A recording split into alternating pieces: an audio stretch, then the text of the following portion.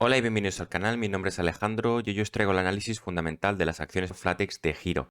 El sábado, BaFin, que es este organismo de aquí, presentó los resultados de su auditoría realizada a Flatex de Giro, cuyas conclusiones eran que había deficiencias en el management y que había ciertos riesgos, por lo que recomendaba o exigía a la compañía que aumentase sus ratios de capital. Y la respuesta de Flatex de Giro fue inmediata. Por un lado, amplió su junta directiva en 2 nuevos miembros, por lo que intentaría solventar estas deficiencias organizativas de las que hace referencia BaFin. Por otro lado, el CFO actual pasaría a ser un director de operaciones y ya no sería el CFO. Y por otro lado, tomaría medidas para solventar estas deficiencias de ratios de capital que se les exige a las entidades bancarias. Por otro lado, además, si ya había malas noticias, ¿vale? Porque esto genera cierta desconfianza en la compañía cuando un organismo te dice, pues, que hay deficiencias en la organización, es decir, no se está haciendo algo bien. Y además te dicen que has de aumentar el ratio de solvencia, por lo que mucha gente dirá, ¿qué va a pasar con mis fondos si están en Flatex de Giro? Pues además actualizó el guidance, pues imagino que siendo por debajo de las expectativas. Ha anunciado pues unas expectativas de ventas para 2022 de 380 millones aproximadamente y un margen EBITDA ajustado del 37%, también aproximadamente. Y las acciones no se tomaron con muy buenos ojos todos estos cambios, ha generado bastante incertidumbre y la acción llegó a caer un 36%, la verdad es que es un crash. Fijaros el volumen que se manejó en esta sesión, la verdad que un día para olvidar para la compañía. Y la pregunta que nos debemos hacer es por qué BaFin exige estos ratios de capital a la empresa. Pues primeramente porque es un organismo regulador, ¿vale? Y Flatex de Giro tiene cuentas bancarias y por lo tanto la regulación que se le exige a la compañía es la misma que a otra entidad bancaria, como si fuese el Deutsche Bank, por ejemplo. Y tened en cuenta que todas estas recomendaciones las lleva a cabo el regulador y lo hace para proteger a los consumidores. De hecho, la mayoría de los fondos que tiene Flatex de Giro están en cuentas Omnibus, que vienen a ser unas cuentas conjuntas, por decirlo de alguna forma, en las cuales los clientes, al realizar las transacciones, al evitar tener una cuenta por cliente, pues se evitan gran multitud de comisiones, las cuales acabarían encareciendo mucho la operativa. En este caso, como están juntas, pues se pueden, digamos, ganar sinergias y evitar así grandes comisiones. Pero De Giro no tiene la autoridad para mover los fondos. Siempre va a ser necesario que el cliente dé la orden. El caso es que estas cuentas, pues el titular es De Giro, no es para nada el cliente y por eso se ve con cierto recelo. Pero hay que tener en cuenta que este dinero, pues está cubierto por el fondo de garantía para los inversores. Por lo tanto, hasta los 100.000 euros en caso de quiebra estarían cubiertos por el gobierno alemán. Eso ya te digo yo que te da una garantía añadida. Yo prefiero que me garantice el dinero Alemania, con todos los respetos, a, por ejemplo, España. Pese a que España también pues no es mal garante. ¿Y qué es el ratio de capital o Z1? Primeramente es una ratio que emplea el regulador bancario para medir la fortaleza financiera de la entidad en cuestión. Este pues se tiene en cuenta, es un porcentaje, ¿vale? Que mide los activos ponderados de riesgo y mientras más elevado sea esta garantía, este ratio, pues mayor será el nivel de solvencia de esta entidad. Digamos que es como un cierto apalancamiento cuando las entidades financieras emplean los fondos de sus clientes para poder prestar a otras personas, cuando la relación de los fondos prestados y el capital que tiene el banco es demasiado alto, o sea, demasiado bajo, se incrementa el riesgo y por lo tanto se pueden dar situaciones de impago o riesgo de quiebra. Eso es lo que pretende evitar el regulador financiero. ¿Y por qué no estoy analizando los resultados presentados en el Q3 mientras que en este vídeo voy a analizar los resultados presentados en el primer semestre hasta el Q2 o 30 de junio? El caso es que en la presentación del Q3 tenemos información numérica, ¿vale? Financiera, pero no son los estados financieros en sí, solo son aspectos más de Key Performance o KPIs y por lo tanto a mí no me sirven para llegar a medir o ver cómo está la estructura patrimonial Y bien, ya en el informe presentado a 30 de junio del año 2022, vemos cómo las transacciones, el número de transacciones cayó un 28,1%, pasó de los 52 millones a los 38 millones. Tened en cuenta el entorno en el que nos encontrábamos. En el 2020-2022 había hasta listas de espera para hacerse una cuenta en Flatex de Giro, porque todo el mundo quería comprar o beneficiarse de las subidas en bolsa. Pero esto está cambiando, la euforia está pasando, los mercados están cayendo y por lo tanto la gente está empezando ya a dudar de si esta es una vía para obtener ingresos extra. Y de hecho, pues muchos no están rentabilizando el capital aportado. Y mirad que aún así se han incrementado las cuentas respecto al año anterior, pero está bajando el número de transacciones por año, que han pasado de ser 67 a 35.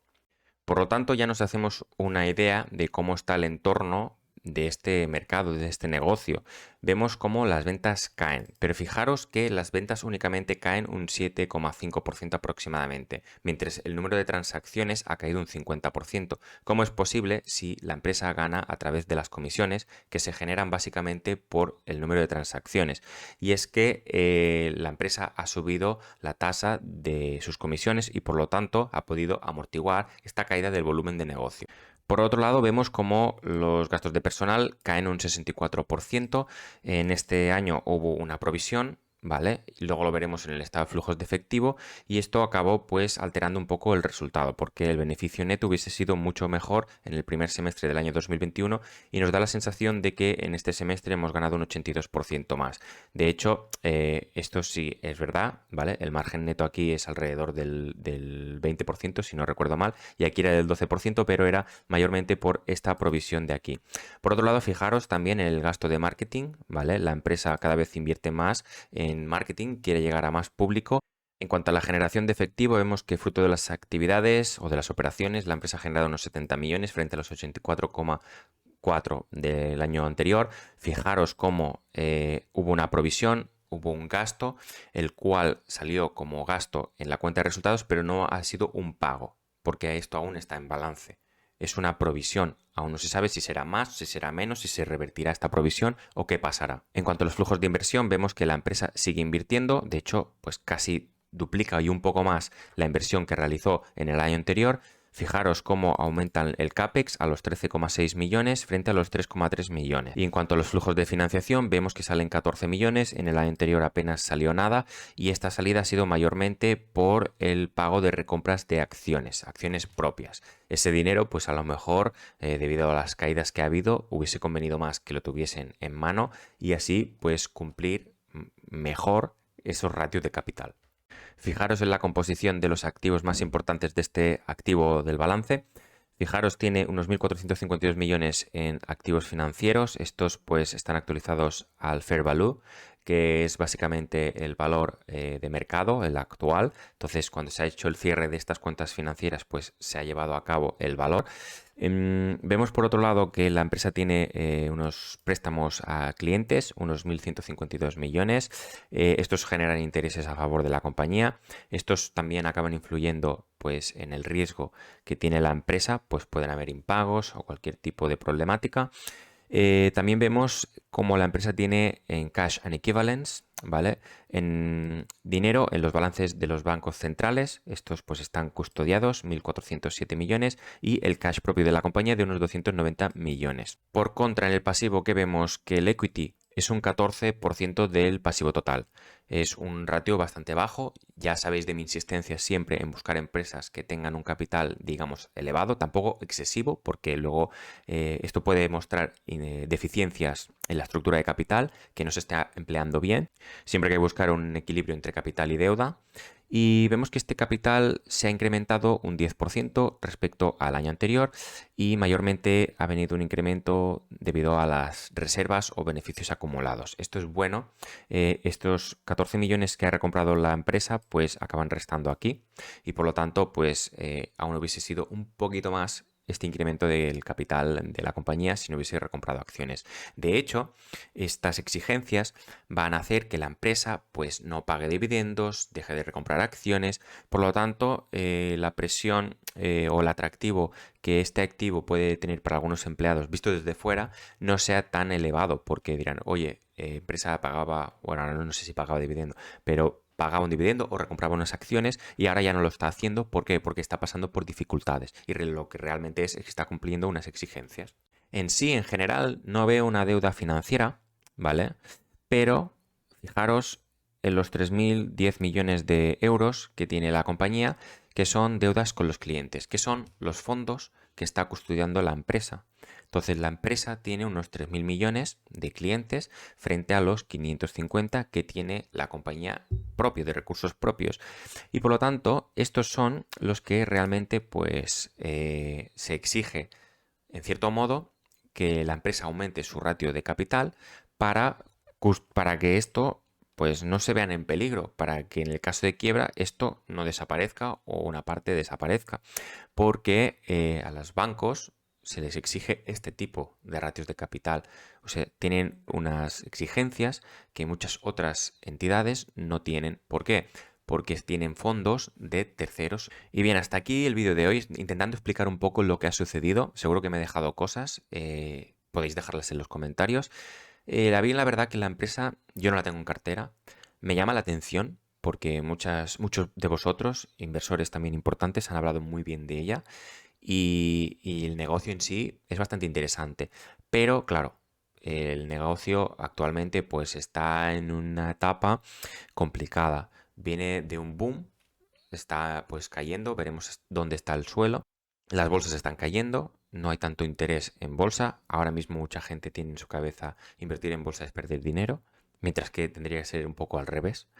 Cuando la acción, cuando la bolsa sube es cuando tú sí ganas dinero en ese momento, pero tú ya has comprado anteriormente y te estás arriesgándote a perder, como es lo que está pasando ahora.